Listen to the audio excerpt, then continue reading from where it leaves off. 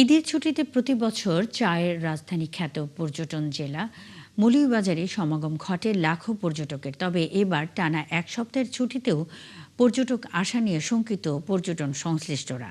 হামের প্রাদুর্ভাব ও ঘন ঘন ঝড় বৃষ্টির কারণে এই শঙ্কা দেখা দিয়েছে। এদিকে পর্যটকদের নিরাপত্তায় প্রশাসন থেকে নেওয়া হয়েছে সব ধরনের নিরাপত্তা ব্যবস্থা।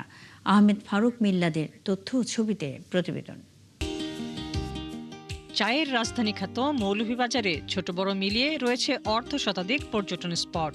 রয়েছে এশিয়ার অন্যতম রেইন ফরেস্ট লাউয়াছড়া জাতীয় উদ্যান, শতাধিক চা বাগান, হাকালকি হাওর, মাধবকুণ্ড জলপ্রপাত, হামহাম ঝর্ণা, মাধবপুর লেক সহ প্রাকৃতিক সৌন্দর্যের নানান দর্শনীয় স্থান। ঈদকে সামনে রেখে চা বাগান আর টিলা ঘেঁষে গড়ে ওঠা eco resort, cottage, guest house আর হোটেলগুলো সেজেছে নতুন রূপে। তবে এই প্রস্তুতির মধ্যেও পর্যটন সংশ্লিষ্টদের মনে চিন্তার ভাঁজ ফেলে দিয়েছে দেশব্যাপী ছড়িয়ে পড়া হামের প্রাদুর্ভাব ও ঝড় বৃষ্টি।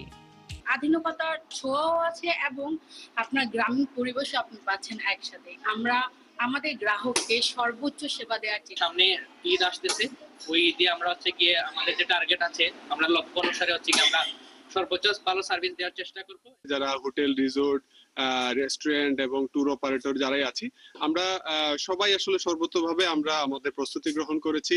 ছোট কটেজগুলো অনেকটা বুকিং হলেও বড় রিসোর্ট সহ গেস্ট হাউসগুলো এখনো পরিপূর্ণ বুকিং হয়নি। আমের যে প্রকোপের থাকার কারণে বুকিং তুলনামূলকভাবে কম, আর অনেকগুলি বুকিং ক্যান্সেল হচ্ছে, কিন্তু আমরা আশাবাদী এখনো যথেষ্ট সময় আছে ঈদের।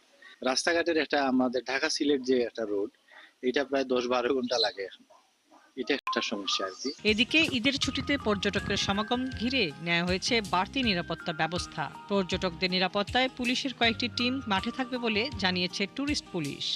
এই বছর আমের প্রভাবের কারণে আমাদের পর্যটক অনেকাংশে কমে যাবে। আবহাওয়া প্রচন্ড গরম, আবার ঝড়, আবার বৃষ্টি, একটা মিশ্র আবহাওয়া। এই অবস্থায় পর্যটক কতটুকু আসবেন তা বুঝতে পারছি না এখন পর্যন্ত। প্রত্যেকটা পর্যটন স্পটে আমাদের টিম থাকবে, যাতে করে সম্মানিত পর্যটক কোনো ধরনের বিভ্রান্তিকর অবস্থা না পড়েন। পর্যটক বরণ এবং শ্রীমঙ্গলের জনসাধারণের সার্বিক নিরাপত্তার স্বার্থে ইতিমধ্যেই অতিরিক্ত নিরাপত্তা ফোর্স মোতায়েন করার জন্য আমরা ব্যবস্থা নিয়েছি। আমরা আশা করছি দ্রুততম সময়ে পুলিশ, বিজিবি এবং র্যাবের পক্ষ থেকে অতিরিক্ত ফোর্স মোতায়েন করা হবে এবং সার্বিক নিরাপত্তা নিশ্চিত করা হবে। ঈদের ছুটিতে হাজার প্রতিকূলতা পেরিয়ে পর্যটকের সমাগমে জমে উঠবে এ অঞ্চলের পর্যটন শিল্প, এমনটাই প্রত্যাশা সংশ্লিষ্টদের। হাসিবা আলী বর্ণা, ৭১।